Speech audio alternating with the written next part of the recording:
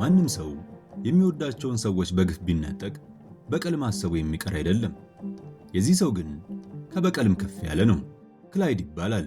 በአንድ ምሽት ዘራፊዎች በድንገት ወደ ቤቱ በመምጣት ድንገተኛ ጥቃት ከፍተው በእርሱ ላይ ከባድ ጉዳት ካደረሱና እንዳይንቀሳቀስ ካሰሩት በኋላ የሚወዳት ሚስቱን በስለት ወግተው በመግደል እዚህም ሳያበቁ ሕፃን ልጁንም ደፍረው ይገድሉበታል።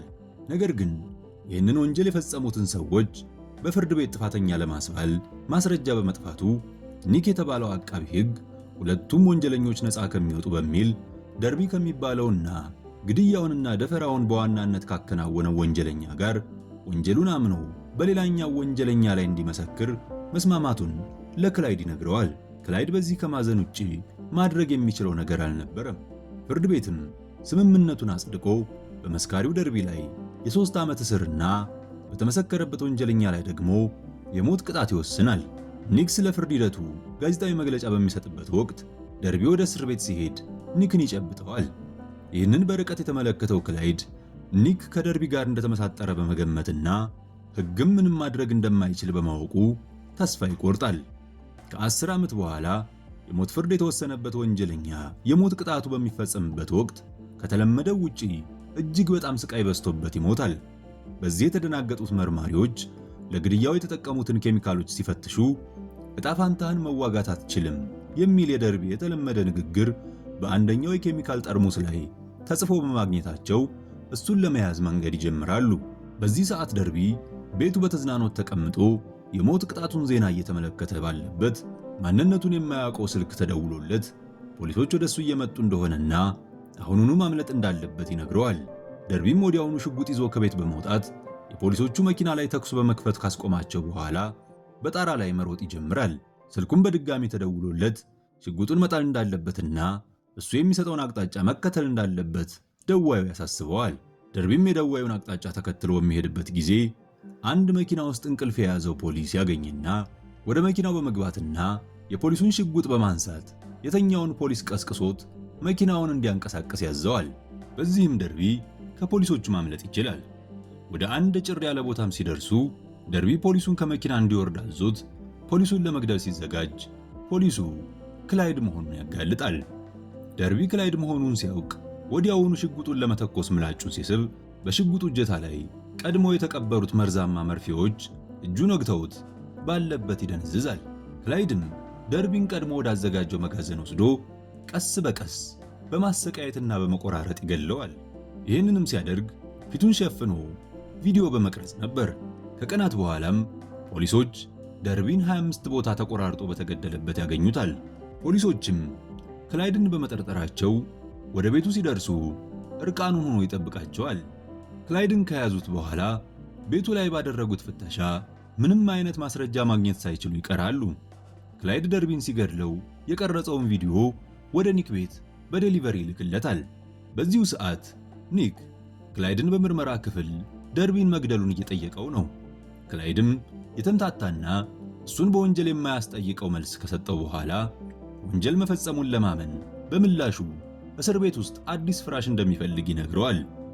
ኒክ ከክላይድ ጋር ባይስማማም ቪዲዮው ቤቱ እንደተላከ በማወቁና ፊቱ የሚታይ አለመሆኑንና ተጨማሪ ማስረጃ እንደማያገኝ በማወቁና አብረውት የሚሰሩት ሰዎች ስምምነቱን እንዲፈጽም ጫና ሲያሳድሩበት ተስማምቶ ለክላይድ አዲስ ፍራሽ ያስገባለታል።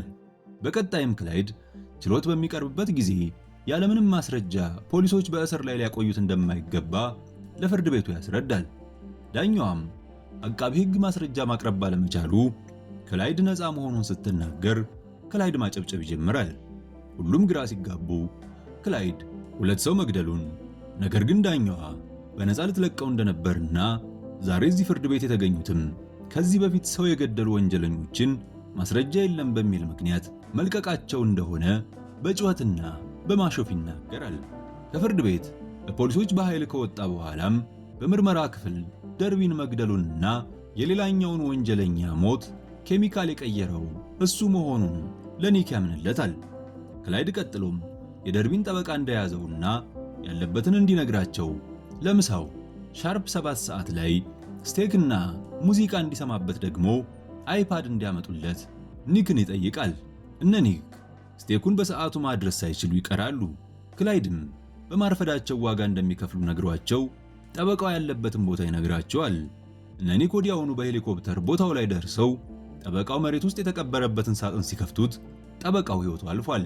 ነገር ግን እነ ኒክ ባያረፍዱ ኖሮ ክላይድ በገጠመለት ኦክሲጅን እየተነፈሰ በሕይወት ሊያገኙት ይችሉ እንደነበር ኒክ ያምናል። በተመሳሳይ ሰዓት ክላይድ አብሮት በአንድ ክፍል ከታሰረው እስረኛ ጋር ምሳውን ተካፍሎ ከበላ በኋላ ስቴኩ ውስጥ በነበረ አጥንት እስረኛውን ወግቶ ይገድለዋል። በዚህም ብቻውን ወደሚታሰርበት ክፍል ይዘዋወራል። በዚሁ ምሽት ኒክና ጆናስ ስለ ክላይድ መረጃ የሚሰጣቸው ሰው አግኝተው ሲያናግሩት ክላይድ ሰላይ እንደነበረና ማንም ማድረግ የማይችለውን ነገር ማድረግ የሚችል እያንዳንዷን ነገር አስቦ የሚያደርግ እንደሆነና እስካልሞተ ድረስ መግደል የሚፈልገውን ሰው ከመግደል እስር ቤቱ እንደማያስቆመው ይነግራቸዋል። እነ ኒክ ይህንን ሲሰሙ ወደ ዳኛዋ ቢሮ በመሄድ የክላይድን እንቅስቃሴዎች የሚገድብ ትዕዛዝ ሲያስወጡ የዳኛዋ ስልክ ጮሆ በምታነሳበት ወቅት ስልኳ ፈንድቶ ሕይወቷ ያልፋል። ከዚህ በኋላ ኒክና ክላይድ ምርመራ ክፍል ሲገናኙ እስከ ጠዋት 12 ሰዓት ድረስ የማይፈታና ሁሉም ክሶቹ የማይነሱለት ከሆነ ሁሉንም መግደል እንደሚጀምር ክላይድ ይናገራል። እነ ኒክም ሁሉም ሰራተኞች ቢሮ ውስጥ ተሰብስበው 12 ሰዓትን በጭንቀት ውስጥ ሆነው ቢጠብቁም 12 ሰዓት ሲሆን ምንም ባለመፈጠሩ ኒክ ሰራተኞቹን ወደ ቤት ሄደው አርፈው እንዲመጡ ነግሯቸው ከቢሮ ይወጣሉ። ከቢሮ የወጡት ሰራተኞች መኪናቸውን በሚያስነሱበት ቅጽበት ቦታው በፍንዳታ ይጥለቀለቃል። ከሟቾቹ መሃልም የኒክ የቅርብ ጓደኛ ሳራ ትገኝበታለች። ከዚህ በኋላ ኒክ ክላይድን ከእስር ቤት ግቢ በማስወጣት ሊያስፈራራው ቢሞክርም ክላይድ ግን ይሄ ገና ጅማሬው መሆኑንና ከዚህ የባሰ ትልቅ ጦርነት እንደሚጠብቀው ይነግረዋል። ኒክና ጆናስ በከፍተኛ ጥበቃ የሳራ ቀብር ላይ ተገኝተው ሲመለሱ ከሌላ ቦታ በሪሞት ኮንትሮል በሚታዘዝ ሮቦት ላይ በተጠመደ አውቶማቲክ ማሽን ገን ጆናስ ያለበት መኪና ላይ ተኩስ ይከፈታል። ኒክ ወደ ጆናስ ለመሄድ ሲሞክር ሌሎች ባልደረቦቹ አስቆመውት ባለበት ላውንቸር ተተኩሶ የጆናስ መኪና በእሳት ይጋያል። ኒክም ወደ ከንቲባዋ በመቅረብ ስራውን መልቀቅ እንደሚፈልግ ቢናገርም ከንቲባዋ ግን በጆናስ ቦታ ስልጣኑን አሳድጋለት ስራውን እንዲቀጥል ታዘዋለች። ኒክ ምን ማድረግ እንዳለበት ግራ በተጋባበት ሰዓት የሳራ ፍቅረኛ የነበረ ሰው የክላይድ ንብረቶችን ዝርዝር በኢሜል ይልክለታል። ኒክም ቦታዎቹን ሲያጣራ ከእስር ቤቱ ጎን ያለው መጋዘን የክላይድ መሆኑን ያረጋግጣል። ከዚህ በኋላ ኒክ ከሌላ መርማሪ ጋር በመሆን መጋዘኑን ሰብረው ሲገቡ ወደ ሁሉም ለይቶ ማሰሪያ ክፍሎች ዋሻ መስራቱን ይመለከታሉ። ወደ ለይቶ ማሰሪያ የገባውም አቅዶበት እንደነበር ይረዳሉ። ከዋሻዎቹ መሃል መሰላል ወዳለበት ሲወጡ የክላይድን ክፍል ያገኙታል። ወደ ክፍሉ ሲገቡ ግን ክላይድ በክፍሉ ውስጥ የለም። በዚህ ሰዓት ክላይድ የከፍተኛ ባለስልጣናት ስብሰባ በሚደረግበት የከንቲባዋ ቢሮ ውስጥ የጽዳት ሰራተኛ ሆኖ በመግባት ቦምብ ያጠምዳል። እነ ኒክ ይህንን እቅዱን እንዳወቁ ወደ ከንቲባዋ ቢሮ በመሄድ የተጠመደውን ቦምብ ያገኙታል። ነገር ግን ቦምቡ በስልክ ጥሪ ከርቀት መፈንዳት የሚችል በመሆኑ ማክሸፍ እንደማይችሉ ይረዳሉ። ክላይድ በመጋዘኑ በኩል ወደ እስር ቤቱ ተመልሶ ክፍሉ ሲገባ ኒክ ቀድሞት ገብቶ ይጠብቀዋል። ኒክም ያደረገውን ሁሉ ለምን እንዳደረገው እንደተረዳውና አሁን ግን እንዲያቆም ቢጠይቀውም ክላይድ ግን መደራደር ይፈልግ ከሆነ ኒክን ይጠይቀዋል። ኒክም ከእንግዲህ ወዲያ ከነብሰ ገዳዮች ጋር እንደማይደራደርና ይህንንም ያስተማረው እሱ እንደሆነ ነግሮት አሁን የሚወስነው ውሳኔ የሚጸጸትበት እንደሚሆን ይነግረዋል። ክላይድም አሻፈረኝ ብሎ ቦምቡን ለማፈንዳት ስልክ ሲደውል ኒክ በፍጥነት ከክፍሉ ወጥቶ ይቆልፍበታል። ወደ መጋዘኑ የሚሄድበትንም በር ሌላኛው መርማሪ ይዘጋበታል። በዚህ ሰዓት ክላይድ የስልኩን ድምፅ ሰምቶ ከአልጋው ስር ሲመለከት ቦምቡ ከአልጋው ጋር በካቴና ታስሮ ያገኘዋል። ከሰከንዶች በኋላም ከፍተኛ ፍንዳታ ይከሰታል። በመጨረሻም ክላይድ ወደሚወዳቸው ሚስቱና ልጁ ሲሸኝ ታሪካችን ይጠናቀቃል። ውድ የማሾ ሲኒማ ተከታታዮች እስከ ታሪካችን ፍጻሜ አብራችሁን ስለነበራችሁ እናመሰግናለን።